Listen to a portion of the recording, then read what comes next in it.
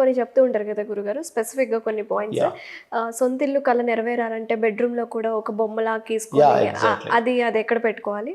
ఏం లేదండి, first of all ఏంటంటే మనకి సుగ్రీవ్ అనే పదం ఒకటి ఉంటుంది ఇంట్లో. అంటే మనకి వాస్తులో ఏంటంటే ప్రతి జోన్ నుంచి, అంటే మనకి బ్రహ్మస్థానం దగ్గర నుంచి జోన్కి 4-5 మెంబర్స్ ఆఫ్ టీమ్ ఉంటుంది. ఇప్పుడు ఎలా అయితే ఇప్పుడు ఈ స్టూడియో ఉందనుకోండి, షూటింగ్ ఒక వీడియో బయటికి రావాలంటే యాంకర్, కెమెరామ్యాన్స్, ఎడిటర్. ఎడిటింగ్ చేసేవాళ్ళు, తమ్నైల్ పెట్టేవాళ్ళు, ఎస్సీఓ చేసేవాళ్ళు అని ఒక 5-6 మంది టీము అవుట్పుట్ వస్తుంది.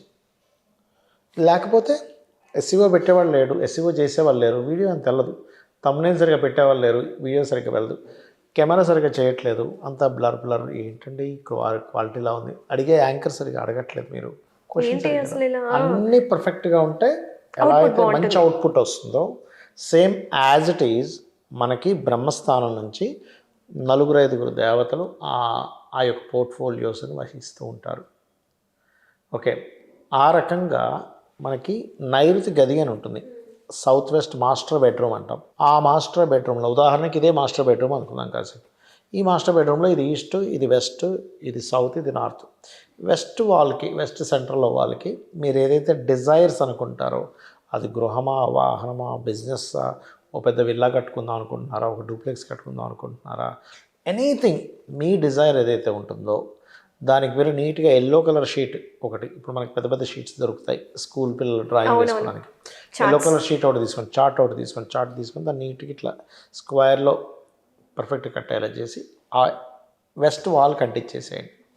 దాని మీద మీరు నీట్గా రాయండి మీరు ఏదైతే ఒక ఇల్లు కొనుక్కోవాలనుకుంటున్నారు, డిజైర్ పాయింట్ అది, ఆ బొమ్మ పెట్టండి. మీరు పలానా విల్లా చూశారు, మీ డిజైర్ ఆ విల్లా కొనుక్కోవడం, ఫోటో పెట్టి కింద అమ్మవారి అనుగ్రహంతో నేను కొనబోతున్నాను. ఇంకోటి ఏంటంటే ఎప్పుడు కూడా మేనిఫెస్టేషన్ అంటారు చూసారా, మేనిఫెస్టేషన్ మీరు కేవలం అనుకుంటుంటే రాదు.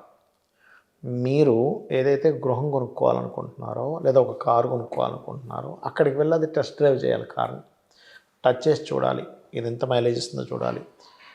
అట్లాగే ఇది తీసుకుంటే ఫస్ట్ డౌన్ పేమెంట్ ఎంత కట్టాలి, ఎవ్రీ మంత్ ఇన్స్టాల్మెంట్ ఎంత కట్టాలి, మీకు ఎంత శాలరీ వస్తుంది, ఇంకా ఎంత పెరిగితే బాగుంటుంది, ఇవన్నీ మీరు క్యాలిక్యులేట్ చేసుకోవాలి.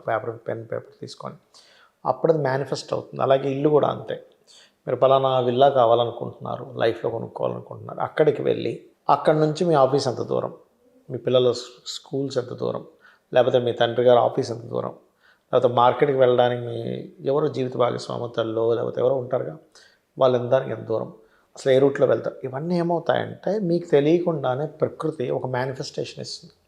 అలాగే దీంతోపాటు ఇంట్లో ఎప్పుడైతే వెస్ట్ వాల్కి ఇలాగ ఎల్లో కలర్ షీట్లో పెడతామో అది మీకు మేనిఫెస్టేషన్గా మీ డిజైర్ నెరవేరడానికి తోడ్పడుతుంది. ఇది 100% జరుగుతుంది, అందులో ఎటువంటి డౌట్ లేదు. కాకపోతే మనం ఎంత సిన్సియర్గా నమ్మి చేస్తున్నాం అనే దాని మీద ఆధారపడి ఉంటుంది. Exactly. Right, very nice sir. అలాగే బుద్ధ విగ్రహం కూడా పెట్టుకుంటూ ఉంటారు, అది ఎక్కడ పెట్టుకోవాలి బుద్ధుడిని? నేనైతే బుద్ధుడి విగ్రహాన్ని పెట్టడానికి ప్రిఫర్ చెయ్యను. కారణం ఏంటి, మేబీ బుద్ధుడిని లైక్ చేసే వాళ్ళు ఉండొచ్చు, నేను లైక్ చేయట్లేదని చెప్పట్లే. బుద్ధుడు అంటే నాకు ఏదో పడదు, ఆయనకి నాకేం శత్రుత్వం లేదు, but according to science and astrology ప్రకారంగా మీరు చెప్తాను ఎందుకు నేను ప్రిఫర్ చేయాలంటే కారణం చెప్తాను. పెట్టుకునే వాళ్ళు పెట్టుకోండి, నేనైతే ఇంట్లో పెట్టుకోను. బట్ కొంచెం ధ్యాన స్థితిలోకి వెళ్ళాలంటే నార్త్ ఈస్ట్లో పెట్టుకోవచ్చు అని చెప్పొచ్చు.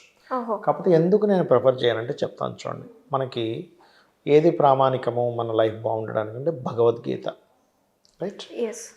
భగవద్గీతలో శ్రీకృష్ణ పరమాత్మ యుద్ధరంగంలోకి అర్జునుడిని తీసుకుని వెళ్ళినప్పుడు అంతమందిని చూసి సహోదరుల్ని, మేనమామల్ని, గురువుల్ని, వీళ్ళందరినీ చూసి హృదయము ద్రవించి, అంటే ఏమిటి అసలు ఇంతమందితో నేను ఫైట్ చేయాలా, వీళ్ళందరినీ చంపేసి నేను రాజ్యం వెళ్ళాలా, ఆ నెత్తుడు కూడా నాకు అవసరమా, ఇవేమి వద్దు నాకు, నేను అడుక్కుంటా, లేకపోతే నేను యుద్ధం చేయని ఇలా నిలబడితే వాళ్ళు బాణాలు వస్తే నేను చచ్చిపోయి స్వర్గానికి వెళ్ళిపోతా అని ఎన్ని రకాలుగా చెప్తారంటే కృష్ణ పరమాత్మకి.